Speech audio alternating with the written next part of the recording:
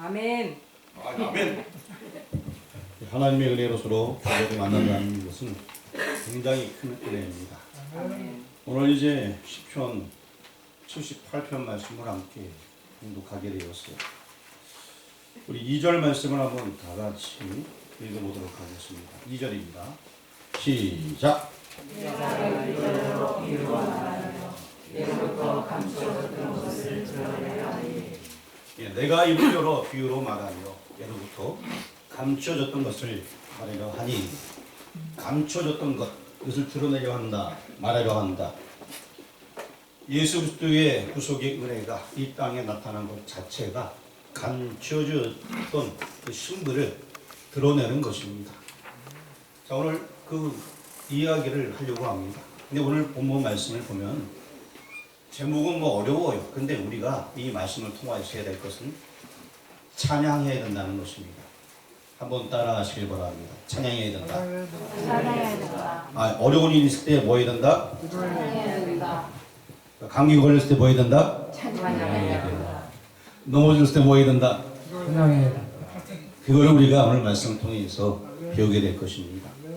감추어뒀던 것을 드러나게 하는 것. 이것이 이제 전체 본문의 내용은 맞아요. 그리고 이것이 성경의 신비이기도 하고 오늘 말씀 속에서 엄청난 하나님의 은혜가 있습니다. 그런데 우리는 이 은혜를 바라보면서 우리가 해야 될 것이 있다라고 얘기했는데요. 뭘 해야 된다? 찬양해야 된다. 오늘 본문 말씀은 크게 세 가지로 구분되어 있어요. 1절에서 11절까지 먼저 서론적인 부분이 있고 구속이 어떤 것인가에 대한 이야기가 나와 있습니다. 그리고 이제 12절부터 64절까지 조수가 많아서 다 안 읽은 거예요. 어떻게 하나님께서 우리 인생을 구속해 주셨는가, 이 구속에 대한 이야기가 64절까지 나와 있습니다.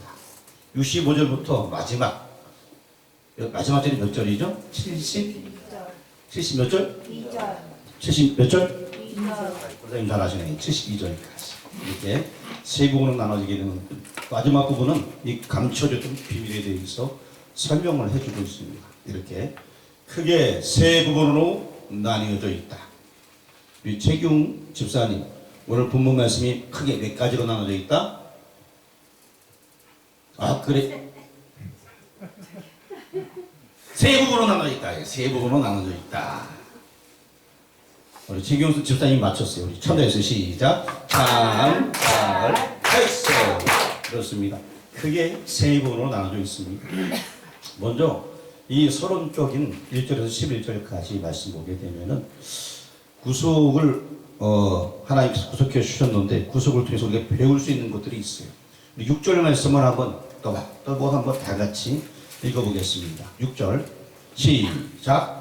이는 그들로 태어날 자손에게 이를 알게 하고 그들은 일어나 그들의 자손에게 일러서 하나님의 구속의 경륜을 계속 일러주라는 거예요. 후손에게 교육하라는 거예요. 계속 교육할 때에 그 후손들이 늘어나게 되는 거예요. 어려교회 갔더니만 그 주일 설교에 이런 설교를 했어요. 내 자리를 채우라 이런 설교를 했어요. 어느 교회에서. 그런데 그렇게 하기 위해서는 계속 교문이 계속 자손 대대로 이어져야 되는 거예요. 그렇지 않고서 힘듭니다. 자손대로 이 교훈이 이어져야 돼요. 굉장히 중요해요. 내 대에서 끝나는 것이 아니라 내 이웃에게 전해야 돼요. 앞집, 뒷집, 할머니, 할아버지, 어린아이들에게 계속 전해서 이 복음이 계속 이어져야 되는 것입니다. 그리고 또 두 번째 7절 말씀을 다 같이 한번 읽어보겠습니다. 그들로 그들의 소망을 하나님께 두며 하나님께서 행하신 일을 잊지 아니하고 오직 그의 계명을 지켜서 하나님께서 준 일들을 기억하면서 우리 소망을 누구에게 두라? 하나님께. 소망 의원이요. 좀 곤란해요. 자, 소망을 누구에게 두라? 하나님께. 소망 의원. 아프다고 자꾸 소망을 맡기지 마시고 가지 마시고 소망을 누구께? 하나님께 두라. 소망은 가실 분 가시고요. 우리의 소망을 누구한테? 하나님께 두라라고 얘기하고 있습니다. 그래요. 하나님께서 우리를 구원해 주신 그 사실은 엄청나게 큰 은혜예요. 그래서 그 은혜를 우리는 자손대대로 전하게 되고, 그리고 모든 소망은 소망은 이러면 안 돼요. 모든 소망을 누구께? 하나님께. 하나님께 두라. 자, 여러분의 소망은 어디에 있습니까? 하나님께. 어떤 사람이래요? 나의 소망은 나의 큰아들한테 있어요. 그거 아니에요. 여러분 소망 누구에게 있어요? 하나님께. 하나님께 있습니다. 내 소망 하나님께 있어요. 옆집 아저씨 소망도 하나님께 있고 내 남편, 남의 편? 하여튼 내 남편도 소망이 하나님께 있고 내 자녀도 소망이 하나님께 다 하나님께 있습니다. 그리고 이제 이 8절 말씀 보게 되면은 우리가 실수하지 않도록 하기 위해서 많은 사람들이 이 소망을 하나님께 두지 못하다 보니까 넘어지고 자빠지고 힘듭니다. 그래서 우리는 소망을 하나님께 전적으로 둬야 된다는 것입니다. 그래서 서론적으로 지금 말씀하는 이 부분에서는 구속의 은혜를 자손 대대로 전하라. 그리고 소망을 하나님께만 두라. 라고 일단은 시작을 하고 있습니다. 그럼 하나님께서 우리를 어떻게 구속해 주셨는가? 그 부분은 이제 12절부터 기록이 되어져 있는데 우리 12절 말씀을 다 같이 한번 읽어보겠습니다. 시작! 이쪽에 하나님의 애굽 땅 소환들에서 기이한 일을 그들의 조상들의 목전에서 행하셨으되. 자, 소환들은 어디를 얘기하나요? 대안들 옆에다. 중안들 옆에다. 소환들은 어디일까요? 예? 어디요? 소환들, 예? 아, 그래요? 문영수 집사님 모르는 게 없어요. 그냥 다들 무료, 다들 대답해요. 애굽에 있는 수도, 서울, 거리를 얘기하는 거예요. 애굽에 있는 땅. 거기를 지칭하는 거예요. 거기에 이렇게 물이 이렇게 흘러가는 그 물줄기 가운데 있던 그 중심에 있는 그 땅을 얘기해 주고 있습니다. 그 땅에서 하나님께서 귀한 일들을 행하셨습니다. 먼저 띄우셨는데 43절 말씀 보게 되면은 43절에서 52절까지 쭉 있는데 이 43절 한 절만 읽어보겠습니다. 시작! 그때 하나님의 애굽에서 그의 표적들을 소환들에서 그의 징조들을 나타냈다. 제가 이거 한 절밖에 안 써놨는데 성경에 보면 44절부터 쭉 나와 있는 이야기가 52절까지 이어져 있는데 10가지 재앙에 대한 기록이 나와 있습니다. 하나님께서 애굽 땅에서 어떻게 행하셨는가 그 이야기들이 쭉 기록되어 있어 안 되어 있어요? 그러니까. 빨리 보세요. 성경책 저기 안에 앞에 안 써놨어요. 44절부터 쭉 보세요. 써 있어요 안 써 있어요? 그러니까요. 있죠? 네. 제가 지금 거짓말하는 게 아니고 그냥 성경에 있는 이야기를 얘기하는 거예요. 하나님께서 해주신 그 10가지 지약 그로 말미암아서 출애굽이 이루어지게 되었습니다. 마지막 장자재앙을 통하여서 출애굽이 착 이루어지게 되었는 그 사건들에 대해서 지금 하나님께서 그 사건들을 하셨다. 우리 인생을 구원하기 위해서 구속하기 위해서 하나님께서 그 일을 행하셨다는 것입니다. 지금 감시하던 것들을 보여주고 있다는 그 구원의 은혜에 대해서 얘기하고 있는데 하나님께서 우리 인생들을 구속사에 의해서 구원해 주신 그 이야기를 지금 어떻게 하셨는가 그 부분에 대해서 본격적으로 서술을 해주고 있습니다. 야, 한 백성을 구하기 위해서 이거 뭐 한 번이라는 일도 나기 어려운 이 이야기가 연속적으로 10번이나 일어나면서 그 백성을 구원해냈다. 하나님께서 특별히 사랑하시는 거예요. 다른 말로 바꾸면은 하나님께서 나를 구원하기 위해서 옛적에 10번의 재앙을 애굽에 내려서 거기서 이스라엘 백성을 구원했다. 그 구원의 목적이 결국 나를 구원하기 위해서예요. 무슨 얘기인지 아시겠습니까? 어디에서? 애굽에서. 와. 그 애굽에서 일어난 일이 나랑 관계없는 게 아니고요. 그 일 때문에 메시아가 오셨어요. 그래서 나도 구원받게 되는 거예요. 나 하나 구원하기 위해서 하나님께서 10가지 재앙을 내리십니다. 그 13절 보게 되면 13절은 이거는 아주 기가 막힌 또 광경입니다.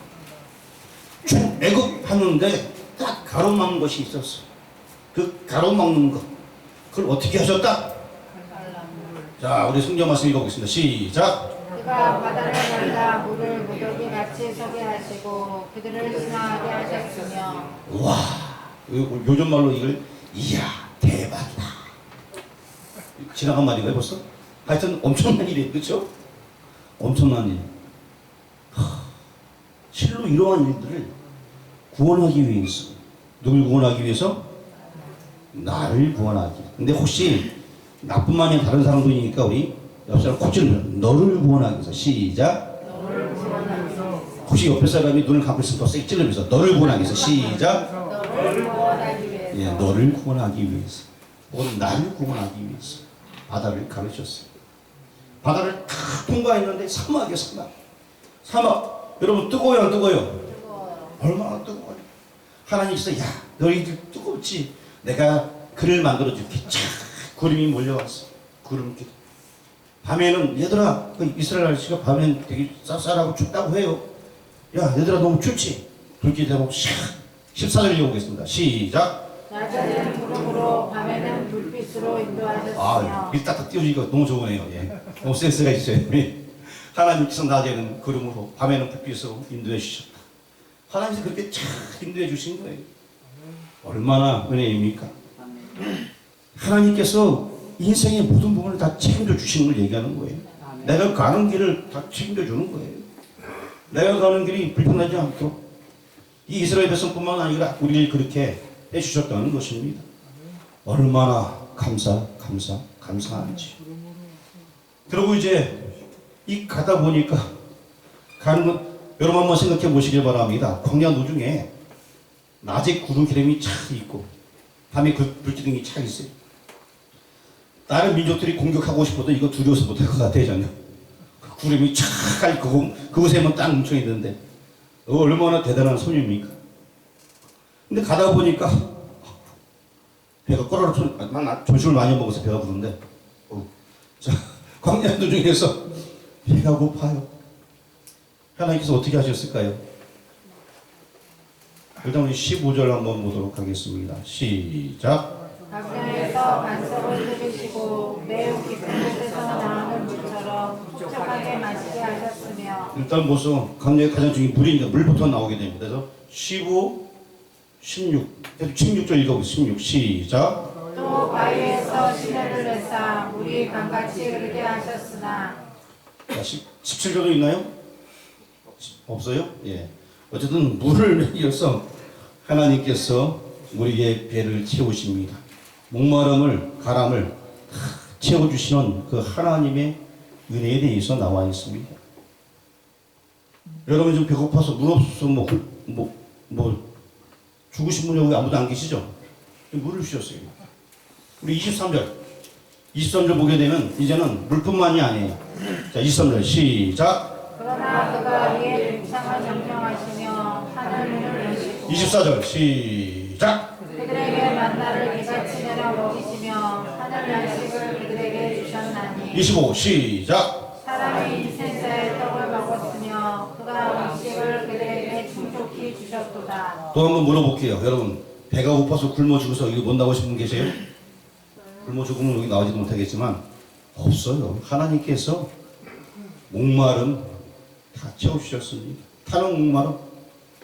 그리고 또 이 세상에 살다 보니까 여러 가지 타는 목마름이 있었지만 하나님께서 물을 주셨습니다. 내가 주는 물은 영원히 목마르지 아니하리라. 우리의 마음을 다 채워주신 그 하나님의 사랑. 더 나아가서 우리가 실제 먹을 음식도 챙겨주었습니다. 즉 말씀으로 다가오신 주님께서 인생의 도리를 깨닫게 해주시었고 내가 어떻게 살아야 될지 어떻게 갈 길을 가야 될지 말씀을 통해서 알려주셨어요. 얼마나 감사합니까? 그런데 여러분 이 떡뿐만이 아니에요. 26, 27, 28, 29절에서는 뭘 먹여주세요? 떡 말고 고기도 먹여요. 고기도. 그렇죠? 자 27절 한번 읽어보겠어요. 시작. 먼지처럼 많은 고기를 비같이 내리시고 나는 새를 바다에 모래같이 내리셨도다. 자 먼지처럼 많은 고기를 비같이 내리시고 이들은 뭔지도 모르고 먼지처럼 막 떨어지는 그 고기를 먹게 된 거예요. 우와 대단하지 않습니까? 바다의 모래같이 참 하나님의 은혜가 아니고서는 있을 수 없습니다.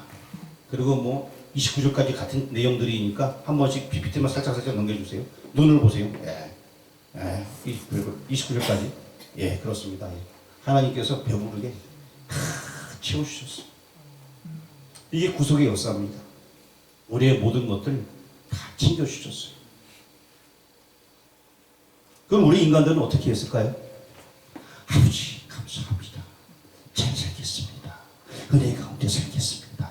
열심히 신앙생활 하겠습니다. 라고 했으면 얼마나 좋겠어요. 우리 인생들이 어떻게 했을까요? 17절 말씀, 성경 17절 보겠습니다.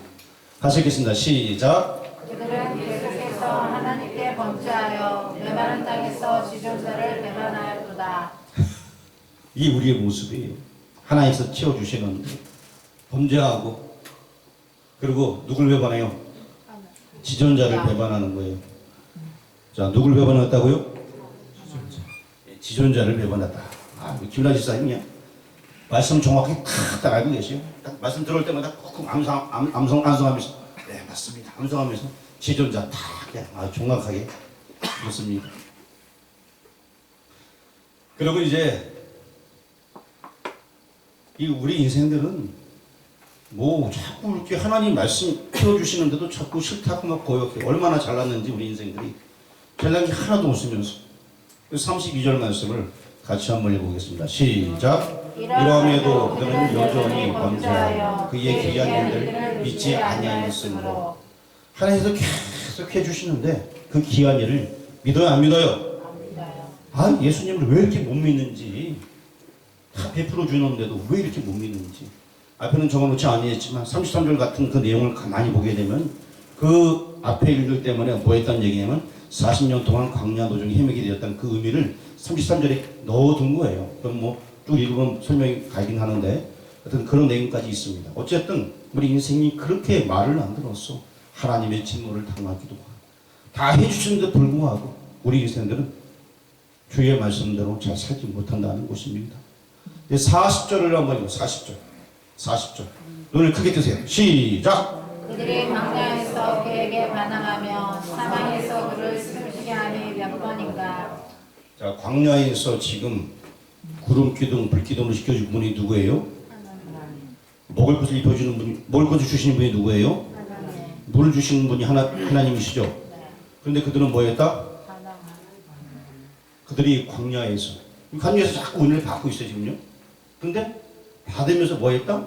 그에게 반항하며 그 사막에서 그를 슬프게 하니 몇 번인가.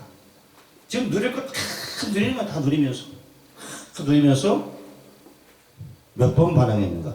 자, 몇 번 반항했죠? 몇 번 반항했는지 안 써 있어요. 어쨌든 반항함이 여러 번 있다는 얘기입니다. 슬프시게 함이 몇 번이다? 네, 몇 번인가? 아주 많이 있다는 얘기예요. 네, 정확한 숫자는 안 나와 있습니다. 어쨌든 사람들이 계속 반항합니다. 하나님께서 베풀어 주시는데 그게 우리의 못난 인생의 모습인 것입니다. 우리 이때에 우리 2절 말씀을 한번 읽어보도록 하겠습니다. 2절 찾았나요? 시작. 내가 입을 열어 비유로 말하며 미래부터 감춰졌던 것을 드러내려 하니. 이제 감추어졌던 것, 그 비밀의 경륜이 무엇인지 그것을 드러내려 합니다. 이제 그것을 드러내려고 합니다. 우리 인간들은 하나님께서 부족해준 그 사랑들 많이 있었는데 계속 거절했습니다. 그럼에도 불구하고 하나님께서는 감추어진 비밀의 경륜을 지금 드러내려고 합니다. 65절부터 마지막 절까지 기록되어 있는데 우리 67절 말씀을 같이 한번 읽어보겠습니다. 또 요셉의 장막을 버리시며 에브라임 지파를 택하지 아니하시고. 이게 무슨 얘기일까요? 요셉은 그 장막을 버린다. 에브라임 지파 택하지 아니한다. 일단 넘어가겠습니다. 68절 읽어보겠습니다. 시작. 오직 유다 지파와 그가 사랑하시는 시온산을 택하시며. 자, 유다 지파와 시온산을 택한다. 이게 무슨 이야기일까요? 네, 크게요. 네, 유다 지파를 통해서 메시아. 그게 원래 창세기 49장 10절에 나와 있는 그 메시지였습니다. 그래서 지금 그 부분에 대해서 설명을 해주고 있는 것입니다. 다시 말씀드리면, 자, 이스라엘 백성들이 광야 노중에서 있다가 40년 동안 방황하다가 결국 가나안 땅을 들어가게 되었습니다. 그때 앞장섰던 사람이 누구죠? 여호수아가 앞장서서 어디에 들어갔다? 가나안 땅에 들어가게 되었다. 그때 땅을 다 분배하였습니다. 땅을 분배하였을 때 그때 우두머리 역할은 누가 했을까요?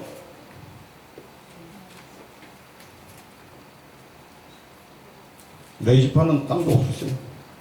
나중에 이제 48개 성밖에 없었고. 자, 어느 지파가 우두머리 역할을 했을까요? 예? 유다가 맞다고 생각하는 사람 두 손 들으세요. 두 손. 손 내리시고. 또 다른 지파가 있다.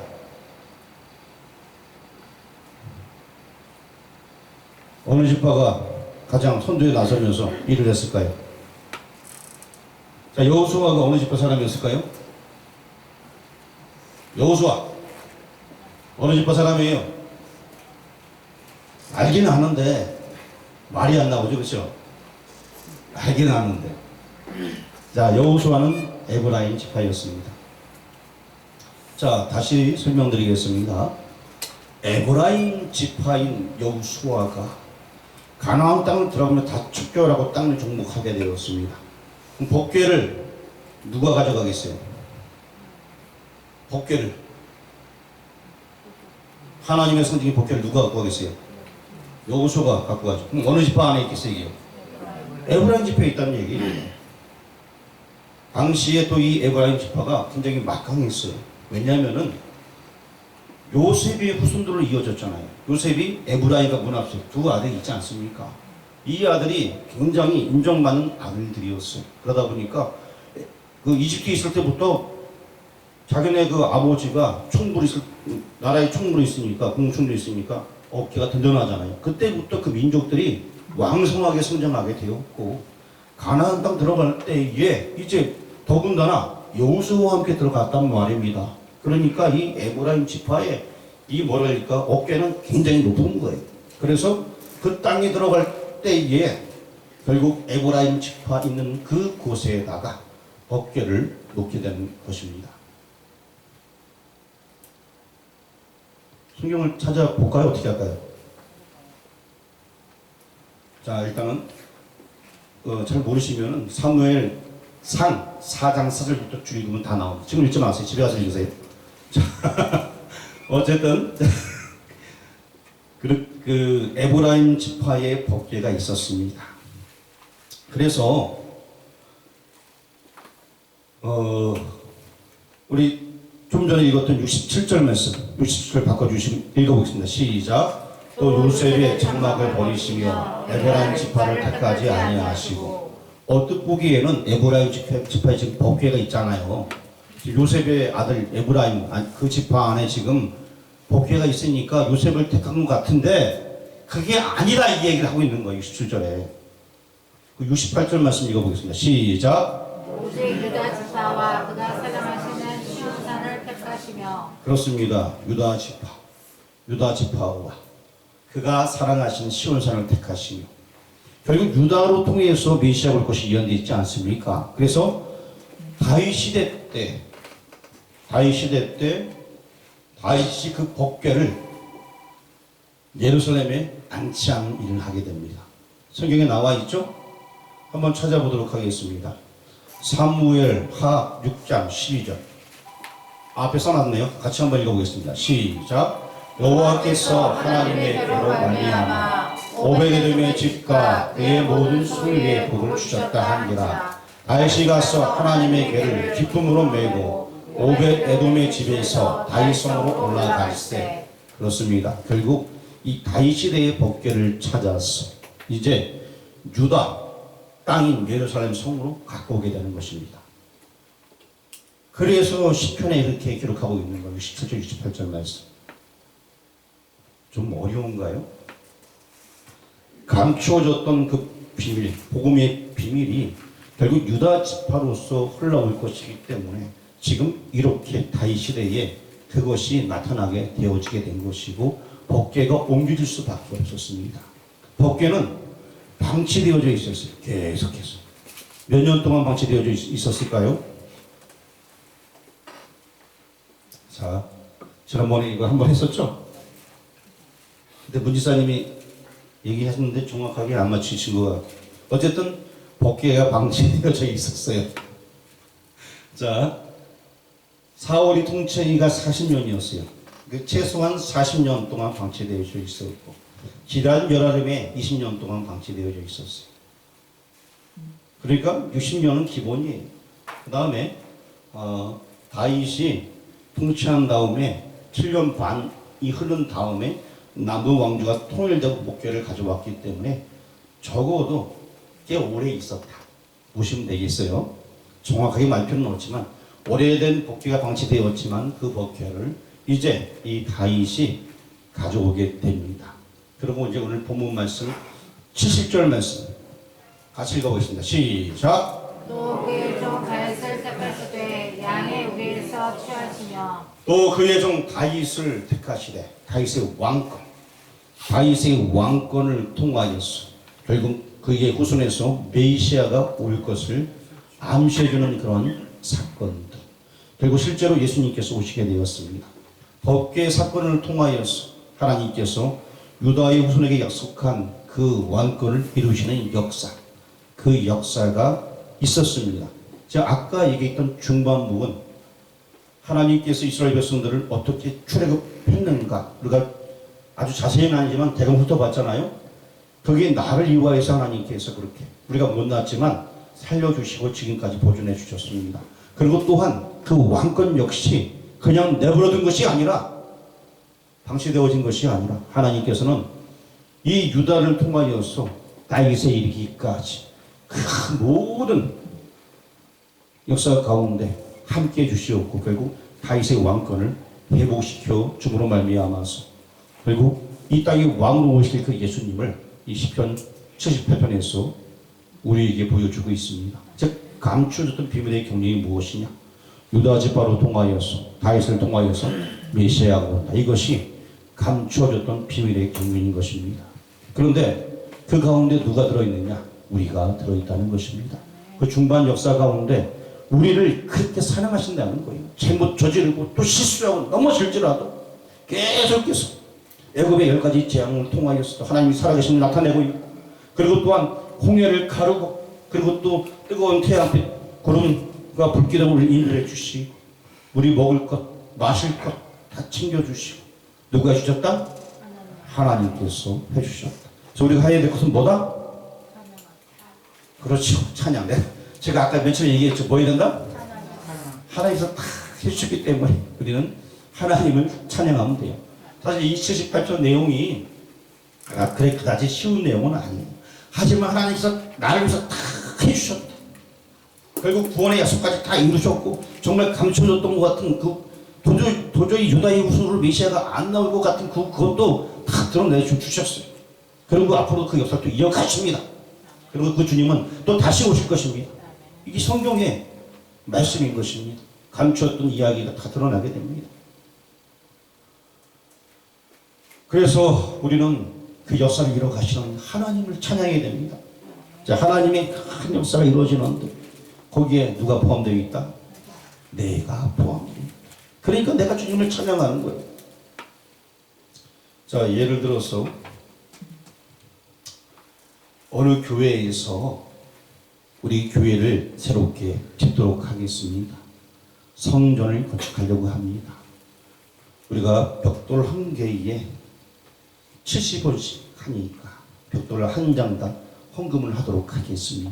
그래서 교우들이 어떤 사람은 70원, 어떤 사람은 700원, 어떤 사람은 7,000원씩 해서 벽돌 몇 개씩 쌓아 올라가고 그것을 기록해서 딱 붙여놨어요.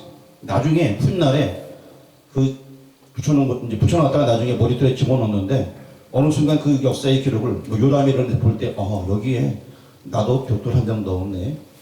뭔가 좀 뿌듯할 거 아니에요. 그렇죠? 물론 몰라도 내가 벽돌 한 장 넣었으면 굉장히 뿌듯한 거예요. 그런데 이 교회에 짓는 문제가 아니고요. 하나님의 커다란 역사예요. 엄청난 역사. 신약적으로 표현하면 교회를 확산하는 역사죠. 그 역사에 내가 포함되어 있다.